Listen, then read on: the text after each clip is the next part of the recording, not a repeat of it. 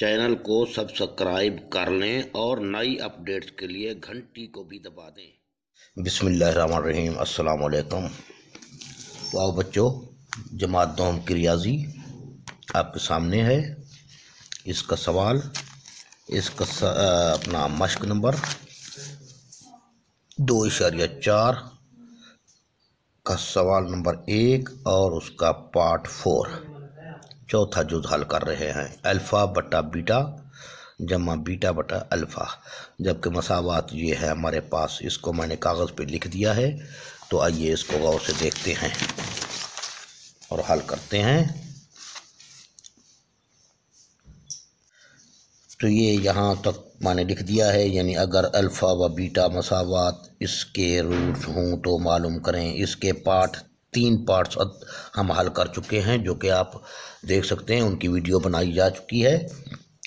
तो हर हिस्से में, हर पार्ट में, हर जुज़ में मेरी कोशिश है कि आपको डिटेल से बताया जाए। अब एग्ज़ाम में तो ये चारों जुज़ ज़हर है। इस सवाल नंबर 1 की कुल 4 पार्ट्स हैं, यानी 4 जुज़ हैं। वो चारों जुज़ तो इम्तिहान में नहीं देंगे, उनमें एक जुज़ देंगे या ज़्यादा से ज़्यादा 2 दे देंगे। तो इसलिए अलग-अलग जुज़ को हल करना है। मिसाल के तौर पर कल को पेपर में आपके पास यही सवाल आ जाता है, ये और ये पार्ट 1 लिखता ही नहीं है, बिल्कुल ये दे देता है, या पार्ट 3 अकेला दे देता है, पार्ट 2 दे देता है, पार्ट 1 दे देता है। तो आपको ये पार्ट लिखने की ज़रूरत नहीं पड़ेगी। आपको ये इस तरीके से कंप्लीट सवाल हल करना पड़ेगा, जिस तरीके से पार्ट 3 को मैंने हल किया है, पार्ट 1 को, पार्ट 2 को, यानी जुदा जुदा आपको हल करना पड़ेगा। तो आइए, इसमें ऐसे समझो ये आपके इम्तिहान में पेपर आ गया, उसमें पार्ट्स नहीं हैं, पार्ट्स 4 लिखने की ज़रूरत नहीं पड़ेगी। यहाँ से आप हल का लफ्ज़ लिख कर शुरू कर देंगे। तो ये हमारे पास मसावात है, इसको म्यारी शक्ल देते हैं। म्यारी मसावात की आम शक्ल या म्यारी शक्ल, म्यारी मसावात से मुवाजना करने से तो ए एक्स की 2 यही होता है, बी एक्स जमा सी इक्वल टू 0। तो ए की वैल्यू क्या है हमारे पास 3, बी की वैल्यू क्या है 14 और सी की वैल्यू क्या है 7। पार्ट 1 में भी यही चीज़ थी, 2 में, 3 में, पार्ट 4 में सेम वही चीज़ है। क्योंकि अगर चारों पार्ट्स वो दे तो आप मुख्तसर कर सकते हैं इसको, वरना आप इसको मुख्तसर नहीं कर सकते। आपको इस तरीके से, अगर एक पार्ट दे तो आपको कंप्लीट इस तरीके से हल करना पड़ेगा, जिस तरीके से मैं हल करता जा रहा हूँ। तो आइए अब रूट्स का मजमुआ लिखें या सम लिख लेते हैं। अल्फ़ा जमा बीटा बराबर है माइनस बी, ये हमारे पास कुलिया है, ये कुलियात याद रखा करें। माइनस ये कुलिया वाला, बी की जगह पर 14 आ गया और ए की जगह पर हमारे पास वही 3 आ गया। तो पार्ट 1 में भी यही चीज़ हल की थी, पार्ट 2 में, पार्ट 3 में। और अब प्रोडक्ट देखते हैं, यानी अल्फ़ा ज़र बीटा मसाविय सी बटा ए, ये कुलिया होता है। तो सी की कीमत 7 है बटे ए की कीमत क्या है 3 है। ये मैं आपको ये हाईलाइट इसलिए करके दे रहा हूँ क्योंकि बाद में हमें आसानी होगी इनकी कीमतें तलाश करने के लिए। एक एक लाइन में आप देखते जाएंगे तो आपके लिए तकलीफ़ होगी, ज़रा थोड़ा तलाश करना मुश्किल हो जाएगा, टाइम ज़ाया हो जाएगा। तो हाईलाइट करने का मकसद सिर्फ मेरा यही है। तो ये हमारे पास यहाँ तक तो पार्ट 1 को भी यहाँ तक हल करना है, 2 को भी, 3 को भी, 4 को भी, यानी हर पार्ट को, हर जुज़ को यहाँ तक हल आपने करना है। उसके बाद आप आकर इसको लेंगे। अगर ये है पार्ट 1 में कुछ और था, 2 में कुछ और था, 3 में कुछ और था, वो उठाना है। अब ये उठा रहे हैं हम अल्फ़ा बटे बीटा जमा बीटा बटे अल्फ़ा। अब फिर इसका हम क्या करेंगे, इज़ाफ़े कर लेंगे। अल्फ़ा व बीटा, अल्फ़ा को पहले लिख दिया, बीटा। अब पिछले सवाल में भी आपको इसकी डिटेल मैंने बताई थी, इस सवाल में फिर मैं कह रहा हूँ, मुख्तसर तरीका इसका यही है। अल्फ़ा से कट गया, बच गया बीटा। बीटा को हम अल्फ़ा से ज़रब देंगे तो हमारे पास इसको लेते हैं पहले, बीटा से कट गया, अल्फ़ा बच गया, अल्फ़ा ज़रब अल्फ़ा, तो अल्फ़ा की 2 बन जाएगा जमा। अब ये अल्फ़ा, ये बीटा यहाँ है, यहाँ अल्फ़ा है, ठीक है। अल्फ़ा अल्फ़ा से कट गया, बच गया बीटा, बीटा ज़र बीटा, बीटा की 2 बन जाएगा, ठीक है। अब ये चीज़ है, अब इसकी कीमत पिछले सवालात में बता चुका हूँ, यहाँ मैं सिर्फ वही कीमत लिख रहा हूँ। ये किस चीज़ के बराबर है, ये है अल्फ़ा जमा बीटा होल का स्क्वायर माइनस 2 अल्फ़ा व बीटा। यहाँ बतौर प्रूफ आप यहाँ दे दें, ये यानी अल्फ़ा का मुरब्बा जमा बीटा का मुरब्बा किस चीज़ के बराबर होता है। ये एक कुलिया का रिज़ल्ट है, आपको इसकी डिटेल पिछले सवालात में दी जा चुकी है।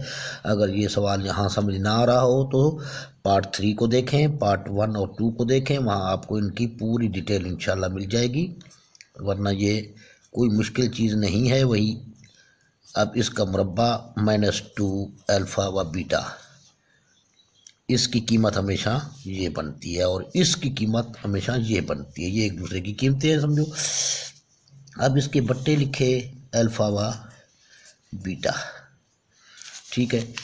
तो आओ अब यहाँ पर कीमतें दर्ज कर दें, भी कोई हर्ज नहीं, लेकिन आसानी यही है, इस बट्टे को ख़त्म करते हैं, इस बट्टे को तकसीम की शक्ल में ला रहे हैं, यानी अल्फ़ा जमा बीटा का मुरब्बा, ये शुमार कुंदा लिख लिया, माइनस 2 अल्फ़ा व बीटा। अब इसको मैंने लिख दिया, ये बट्टा ख़त्म करने के बाद तकसीम की अलामत लगा दी, ज़रब अपना तकसीम अल्फ़ा व बीटा, ये यहाँ ले आए, बट्टा ख़त्म हो गया। अब कीमतें दर्ज करते हैं। अल्फ़ा जमा बीटा की कीमत हमारे पास माइनस 14/3 है,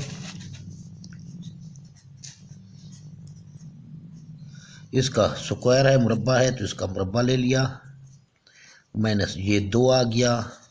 फिर अल्फ़ा व बीटा हासिल ज़रब है जो कि 7/3 है, ये कीमत डाल दी।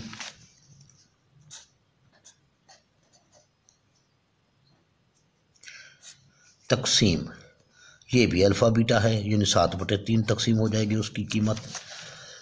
तो माइनस का कुव्वत जुफ्त में हो तो हमेशा जवाब जमा में आ जाता है, ये बार बार हर सवाल में बताया जा रहा है। 14 ज़रब 14 196, हम पिछले सवाल में भी ज़रब कर चुके हैं। 14 ज़रब 14 196, 3 ज़रब 3 9। अब माइनस 2 ज़रब 7 7 दूने 14/3 तकसीम।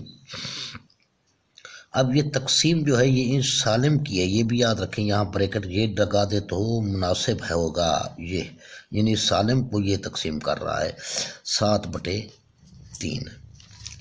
तो अब आगे ये निशान को दे देते हैं, इसके बाद यहाँ आकर हल करना शुरू कर देते हैं। उम्मीद काफ़ी है इसी पेज में आ जाएगा सवाल यहाँ तक। तो अब इनका इजाफे कर लेंगे, या इस सालिम को मैं लिख रहा हूँ वहाँ वापस एक दफ़ा ताकि आसानी न हो आपके लिए। 196/9 माइनस 14/3 तकसीम 7/3, यही था ना। हाँ, तो आइए इसका इजाफे कर लेते हैं। 9 आ गया इजाफे कल, ये ब्रैकेट बरकरार रखें, वहाँ वो लगा दी ये लगा दी, कोई हर्ज नहीं पड़ता इस पर।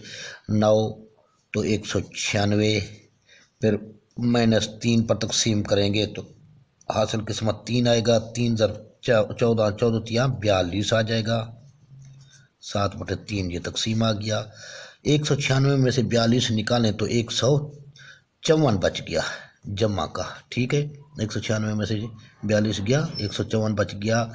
9 अब ब्रैकेट को ख़त्म कर दिया, तकसीम 7/3। अब तकसीम के अमल को ज़रब में बदल दें, 154/9 ज़रब 3/7, 3 एकम 3 3 3 9, ठीक है। ये 7 एकम 7 7 दूने 14 बच गया 1 14, 7 दूने 14, तो यहाँ 1 है, यहाँ 3 है, यहाँ 1 है, 22 एकम 22 आ जाएगा। इनको मसावी के निशान देते जाएं, खूबसूरत बनाते जाएं सवाल को। 22 एकम 22/3 एकम 3। अब 22 बड़ा है यानी गैर वाजिब कसर है, इसको वाजिब कसर में यानी मखलूत कसर में लाना चाहते हैं। 22 पर तकसीम करेंगे, यानी ये रफ अमल समझ लो, ये दूसरी तीसरी की तकसीम है, तो 7 3 21 बच गया हमारे पास 1। ये 7 सही अब यूँ कर देते हैं, 3 एकम 3, 7 तियां 21, बच गया 1, तो 1/2 यहाँ लिख दिया मैंने, यहाँ भी लिख दिया। तो ये आपका हल आ गया या जवाब आ गया या हल सेट आ गया। तो इंशाल्लाह आप इसको भी आसानी से समझ गए होंगे। 1/3, 1/2 क्यों लिख दिया भाई, क्योंकि ये 3 था, 3 पे तकसीम किया गया था, ठीक है। तो ये साथ सही 1/3 ये जवाब रहा। तो ये सवाल भी आपका हल हो चुका है। अब यहाँ फिर से मैं एक बात कर रहा हूँ, क्योंकि इम्तिहान में तमाम पार्ट्स नहीं दिए जाएंगे, इनमें से ज़्यादा से ज़्यादा 2 दिए जाएंगे, वरना एक पार्ट दिया जाएगा। अगर एग्ज़ाम में दिया जाएगा तो एक पार्ट दिया जाएगा। अब एक पार्ट जब दिया जाएगा तो आपको ये भी हल करना है, यानी इसी तरीके से हल करना है। पार्ट 3 भी जो मैंने हल किया उसी तरीके से हल करना है, ताकि आपको कंप्लीट नंबर मिले। ऐसा ना हो कि आप मुख्तसर करते जाएं। ओके, अल्लाह हाफिज़।